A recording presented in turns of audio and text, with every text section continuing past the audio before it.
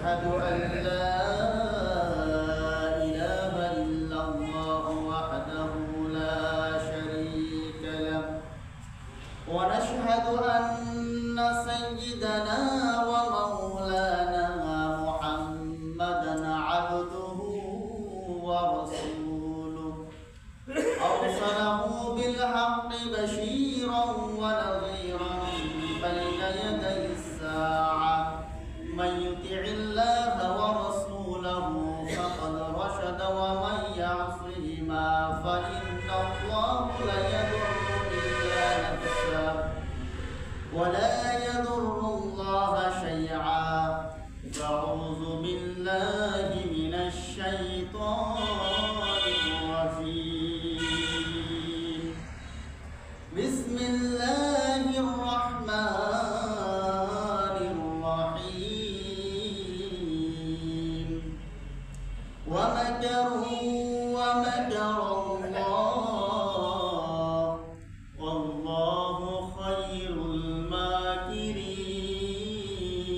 الماكرين وقال الله تعالى في كلامه المجيد بسم الله الرحمن الرحيم قل إن كنتم تحبون الله فاتبعوني يحببكم الله ويغفر لكم ذنوبكم والله غفور رحيم وقال الله تعالى في شأن حبيبه ومعشوقه إن الله وملائكته يصلون على النبي يا أيها الذين آمنوا صلوا عليه وسلموا تسليما সবাই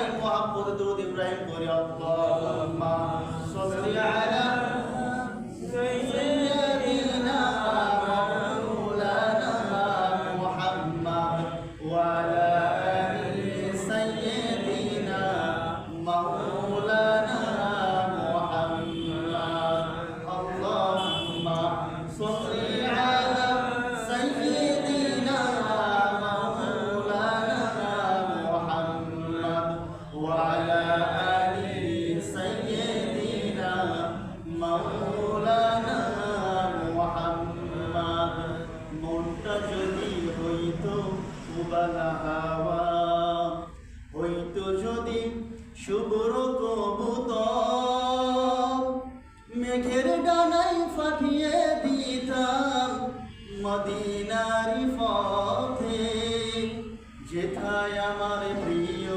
রাসূল ঘুমাই নিরন্তর যেথায় আমার প্রিয় নবী ঘুমাই নিরন্তর আল্লাহুম্মা সাল্লি আলা সাইয়্যিদিনা মাওলানা মুহাম্মদ ওয়া আলা আলি সাইয়্যিদিনা হাবিবানা মুহাম্মদ Allah Allah मेरा सत्तार है Allah Allah मेरा गफ्फार है तू ही कादिर जलीलुल्लाह जहादार बरहाले तू ही मेरा निकहातार शुक्रिया अल्लाह ताआलार জন্য যে আল্লাহ তাআলা ইয়াউমুল জুমা পবিত্র জুমার দিনে আল্লাহর ঘর মসজিদে আসার মতো তৌফিক আর কুওয়াত দান করেছেন 10 মাস 10 সন্তানকে জুড়ে মিলে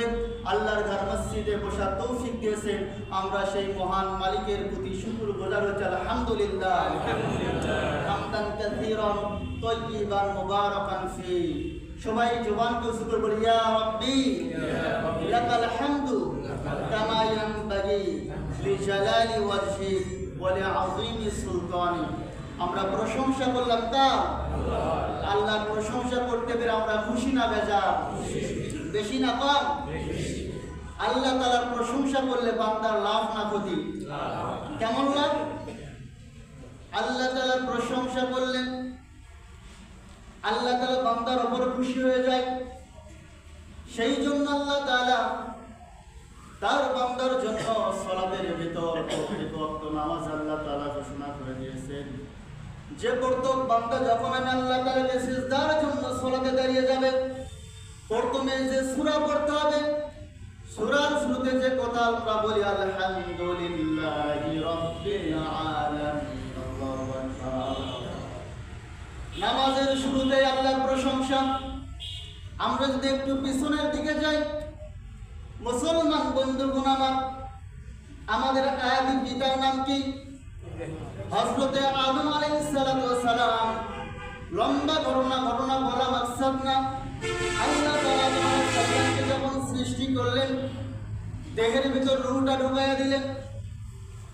সাইয়্যিদিনা আদম আলাইহিস সালাম যখন রূহ সঞ্চারিত হয়ে গেল, সঙ্গে সঙ্গে হাসি দিলেন। হাসি দেওয়ার পরে প্রথম যে বাক্য মুখে উচ্চারণ করলেন, আমার আপনার পিতা সাইয়্যিদিনা আদম আলাইহিস সালাম বললেন আলহামদুলিল্লাহ।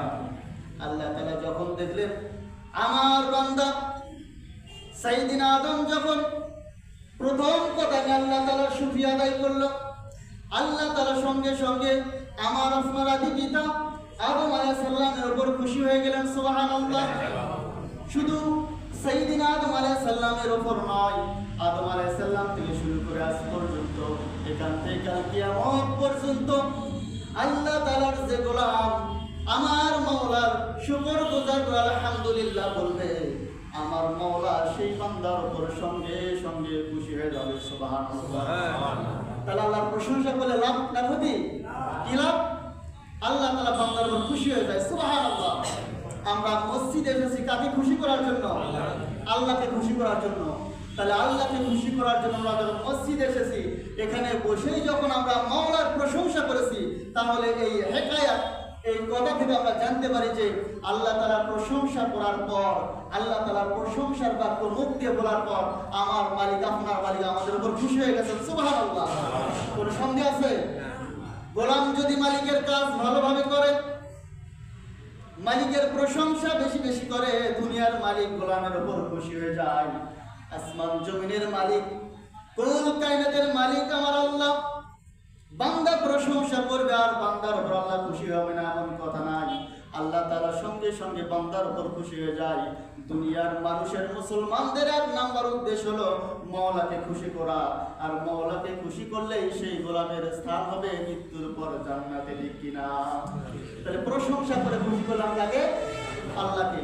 তাহলে আল্লাহ যদি খুশি হয়ে যায়, দুই নাম্বার কাজ আমরা আমাদের নবী জনাবি মুহাম্মদুর রাসূলুল্লাহ সাল্লাল্লাহু আলাইহি ওয়াসাল্লামের প্রতি আমরা কি ভক্তি নিয়ে, ভালোবাসা নিয়ে দরুদ ও সালাম পেশ করছি। আবারও বলছি সাল্লাল্লাহু আলাইহি ওয়াসাল্লাম। সম্মানিত মুসলমানগণ, আল্লাহর প্রশংসা করলে আল্লাহ খুশি হয়ে যান। নবীজির উপর দরুদ ও সালাম পেশ করলে নবী কিন্তু আমার উপর আপনার উপর রাজি হয়ে যায়।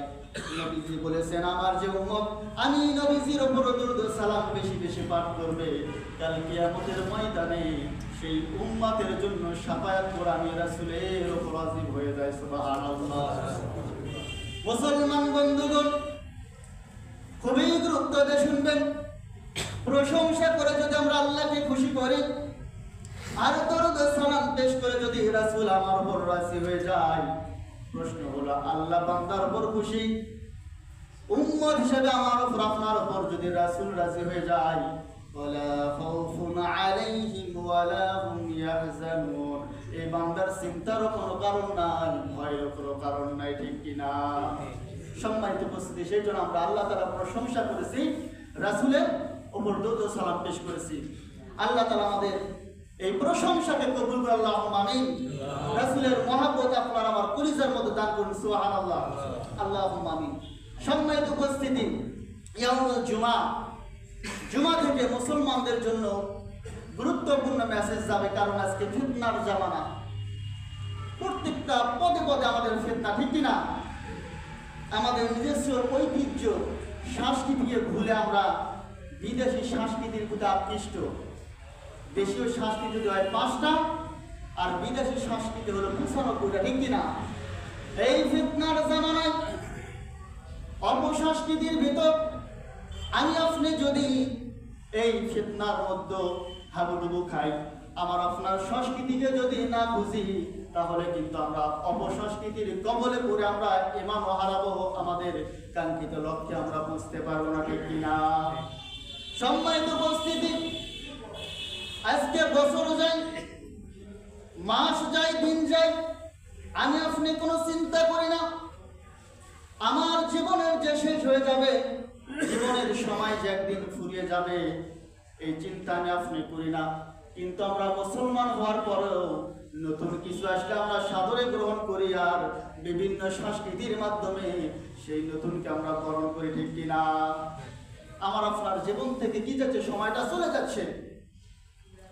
এই সময় চলে যাওয়ার পেছনে আমার আপনার যদি চিন্তা না থাকে, আমার জীবনের সময় 60 বছর, 70 বছর, 50 বছর, আল্লাহ তাআলা যার যে কয়দিন নির্ধারিত করে দিয়েছে, এই সময় একদিন শেষ হয়ে যাবে। এই সময় শেষ হওয়ার পরে আমার আপনার যখন মৃত্যু হয়ে যাবে, কবরে আমাকে যখন রেখে দেবে, কাল কিয়ামতের ময়দানে আল্লাহ বান্দার হায়াত সম্পর্কে জিজ্ঞেস করবে, ঠিক কিনা? সম্মানিত উপস্থিতি, আমরা যে শব্দের সাথে পরিচিতি, আমাদের খ্রিস্টীয় বর্ষ, ইংরেজি বর্ষ, নববর্ষ সামনে সমাগত, একটি বছর 24 সাল আমাদের কাছ থেকে বিদায় নিয়ে যাচ্ছে। আজকে যদি আমরা লক্ষ্য করি, অতীতেও হয়েছে, সামনেও মুসলমানের অনেক সন্তানরা পরিস্থিতি গ্রহণ করতেছে যে আমরা 31st নাইট উদযাপন করে নতুন বর্ষকে বরণ করবো, ঠিক কিনা? এই যে সংস্কৃতি 31st নাইট, যে একটি বছর চলে যাচ্ছে, নতুন বছর 2025, আমাকে আপনাকে কি হতে বরণ করতে হবে। এই বরণ কিভাবে করতে হবে? যে যখন 31 ডিসেম্বর আসবে, সবাই বিভিন্ন সাজে সাজে, বিভিন্ন আতশকে ক্রয় করে, বিভিন্ন প্রকার আয়োজন করে রাত্রি 12টার জন্য অপেক্ষা করে, ঠিক কিনা? রাত্রি 12টা যখন বেজে যাবে, আতশবাজি করবে, মম জ্বালাবে, বিভিন্ন নাইট ক্লাবে তারা অনুষ্ঠান করবে, 5 স্টার হোস্টেলগুলোতে বিভিন্ন আয়োজন করবে। এর সাথে কিন্তু মুসলমানরা, মুসলমানের সন্তানরা এই রাত্রি উদযাপন করে দিচ্ছি না।